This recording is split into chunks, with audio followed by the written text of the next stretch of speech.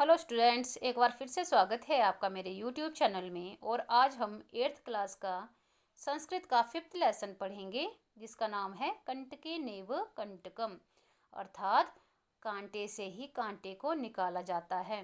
कंट होता है कांटा और नेब से के साथ कंटकम कांटा निकाला जाता है। ठीक है, तो अब हम इसे पढ़ते हैं। आसीत कश्चित चंचलो नाम व्याघ्र। व्याघ्र होता है शिकारी। कोई चंचल नाम का शिकारी था। पक्षी मृगादीनां ग्रहणेन सह स्वीकायां जीविका निर्वाहयति स्म। वह पशु पक्षियों को पकड़कर अपनी आजीविका चलाता था। सह वने जालम विस्तीर्य गृहम् आगतवान। एक बार वन में जाल फैलाकर वह घर वापिस आ गया। अन्यस्मिन् दिवसे प्रातः काले यदा चंचलः वनं गतवान् तदा सः दृष्टवान् यत् तेन विस्तारिते जाले दुर्भाग्याद् एकः व्याघ्रः बद्धः आसीत्। दूसरे दिन प्रातःकाल जब चंचल वन में पहुंचा, तब वहां उसने देखा कि बिछाए हुए जाल में दुर्भाग्य से एक बाघ फंस गया है। दुर्भाग्याद मतलब दुर्भाग्य से, व्याघ्र शेर, बाघ। सो अचिंत्यत व्याघ्र मां खादिष्यति अतएव पलायनम करणीयम। उसने सोचा बाघ मुझे खा जाएगा, इसलिए भाग जाना चाहिए। व्याघ्र न्यवेद्यत वो मानव कल्याणम भवतु ते। बाघ ने निवेदन किया, हे मानव तुम्हारा कल्याण हो। यदि तुम मां मोचयिष्यन्ति तर्हि अहम त्वां न हनिष्यामि। यदि तुम मुझे छुड़ाओगे तो मैं तुम्हें नहीं मारूंगा। तदा स व्याघ्र जालात वही निरसारयत। तब उस शिकारी ने बाघ को जाल से बाहर निकाल दिया।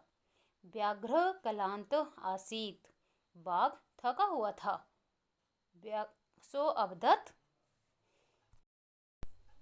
सो अवदत् भो मानव पिपासु अहम नद्या जलमानीय मम पिपाशां सम्य। तब बाघ ने कहा, अरे मानव, मैं प्यासा हूँ, नदी से जल लाकर मेरी प्यास शांत करो। व्याघ्र जलम पीत्वा पुनः। बाघ ने जल पीकर कहा, व्याध मवत्। शिकारी से कहा, समय में पिपासा सांप्रतम बुभुक्षितो अस्मि। मेरी प्यास मिट गई है, अब मैं भूखा हूँ। इदानीम अहम त्वाम खादिष्यामि, अब मैं तुम्हें खाऊंगा। चंचल उक्तवान अहम त्वत्कृते धर्मम आचरितवान। तो चंचल ने कहा, मैंने तुम्हारे लिए धर्म का आचरण किया है। त्वया मिथ्या भणितम, तुमने झूठ कहा था। त्वं मां खादितुम इच्छसि, तुम मुझे खाना चाहते हो। व्याघ्र अवदत्। शेर ने कहा, अरे मूर्ख, क्षुधार्ताय किमपि अकार्यम न भवति सर्व स्वार्थम सम्मीहते। अरे मूर्ख, भूखे के लिए कोई भी काम अकार्य नहीं होता है। सर्व स्वार्थम सम्मीहते, सभी स्वार्थ में ही काम करते हैं, स्वार्थ में ही रहते हैं। चंचल नदी जलम अपृच्छत। तो ये पता करने के लिए चंचल ने नदी के जल से पूछा। नदी जलम अवदत्, नदी के जल ने कहा,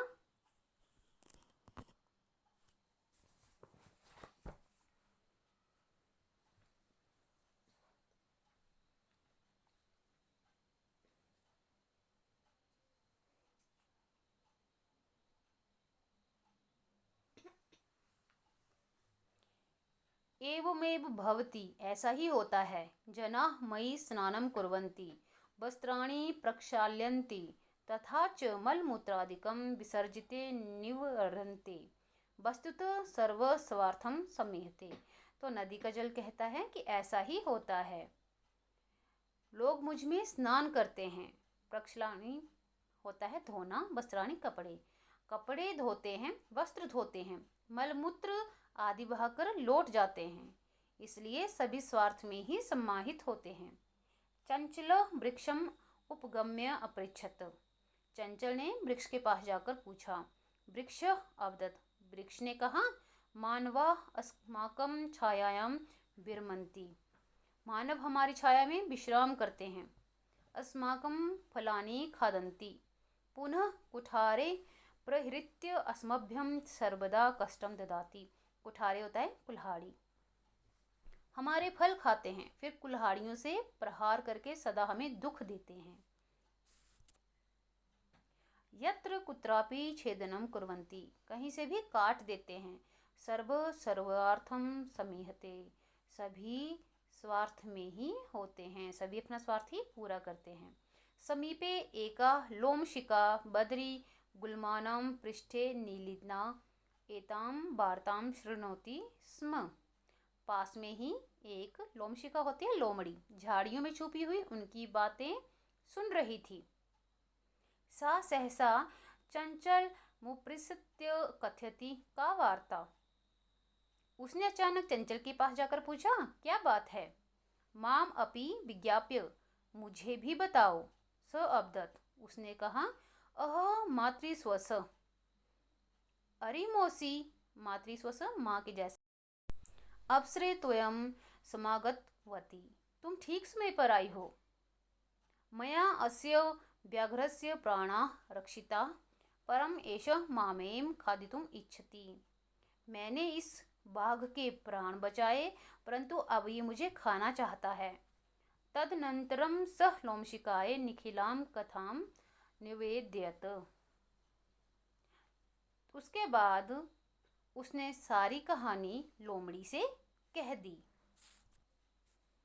लोमशिका चंचलम अकथयत बाढ़म त्वयं जालम प्रसार्य पुनः सह व्याघ्रम। तो लोमड़ी कहती है, ठीक है, तुम जाल फैलाओ। फिर उसने बाघ से कहा, अवदत् मतलब कहा, किन प्रकारेण त्वयं एतस्मिन् जाल बद्ध इति अहं प्रत्यक्षं दृष्टिमिच्छामि। ठीक है, तुम जाल फैलाओ। अवदत् मतलब कहा, केन प्रकारेण त्वयं एतस्मिन् जाले बद्ध इति अहं प्रत्यक्षं दृष्टिमिच्छामि। किस तरह से तुम इस जाल में फंसे थे, यह मैं प्रत्यक्ष देखना चाहती हूँ। व्याघ्र तद्वृत्तान्तं प्रदर्शितुं तस्मिन् जाले प्रविशत्। बाघ पूरी कहानी दिखाने के लिए जाल में घुस गया। लोमशिका पुनः अकथयत, लोमड़ी ने दोबारा कहा, संप्रति पुनः पुनः कूर्दनं कृत्या दर्श्य। अब बार बार कूद कर दिखाओ। स तथैव समारचत, तो बाघ ने वैसा ही किया। अनारंतम कूर्दनेन स श्रांत अभवत्, लगातार कूदने से वह थक गया, श्रांत थक गया। जाले बद्ध स व्याघ्र कलांत सन्निसहायो भूत्वा तत्र अपतत् प्राण भिक्षामिव च अयाचत। लगातार कूदने से तो वो थक ही गया था, फिर जाल में फंसा हुआ, थका हुआ और असहाय बाघ वहीं गिर गया और अपने प्राणों की भीख मांगने लगा। लोमशिका व्याघ्रम अवदयत्, सत्यम त्वया भणितं सर्व सर्वार्थम सम्मीहते। लोमड़ी ने बाघ से कहा, तुमने सच ही कहा था, सभी अपना स्वार्थ ही पूरा करते हैं। तो स्टूडेंट, ये कहानी थी, बहुत अच्छी कहानी थी जो पंचतंत्र काव्य से ली गई है। इसमें आपको ये बताया गया है कि जो इंसान जैसा कार्य करता है उसके साथ वैसा ही करना चाहिए। शेर ने इंसान को मदद के लिए कहा, इंसान ने मदद की, फिर भी शेर ने उसको खाना चाहा और अंत में लोमड़ी ने सहायता करके शेर को फिर से उसी जगह पहुंचा दिया जहां पर बाघ पहले था। तो स्टूडेंट, अभी इसके मैं अनुवाद बताऊंगी आपको, आपने वो स्क्रीनशॉट लेकर रख लेने हैं और उसके बाद क्वेश्चन आंसर भी आपने स्क्रीनशॉट ले लेना है। ये है इसका पहला अनुवाद, ये इसका दूसरा अनुवाद है जो आधा है। दूसरे अनुवाद का आधा पार्ट ये है। ये है इसका तीसरा अनुवाद। और ये अंत में इसका चौथा अनुवाद।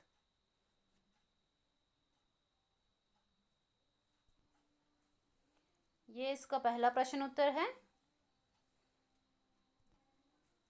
ये इसका प्रश्न नंबर 2 है, पूर्ण वाक्येन उत्तरतः।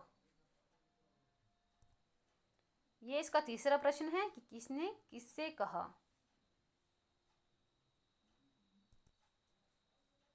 ये इसका चौथा प्रश्न। ये है खालिस्तान।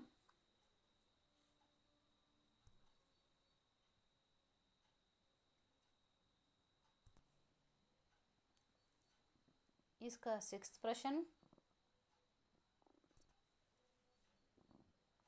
Seventh question. और लास्ट में इसका आठवां प्रश्न, धातु और प्रत्यय लिखना है। तो स्टूडेंट, आई होप आपको ये लेसन का एक्सप्लेनेशन अच्छी लगी होगी। तो प्लीज़ वीडियो को ज़रूर लाइक करें और अपने फ्रेंड्स के साथ भी शेयर करें ताकि वो भी इसका बेनिफिट उठा सकें। और साथ में इस चैनल को ज़रूर सब्सक्राइब कर लें, क्योंकि मैं नेक्स्ट लेसन की इन्फॉर्मेशन आपके पास तभी पहुंच पाएगी जब आप इसको सब्सक्राइब करेंगी और बेल आइकन को प्रेस करेंगी। तो thanks for watching. Have a good day, stay safe, stay healthy, take care.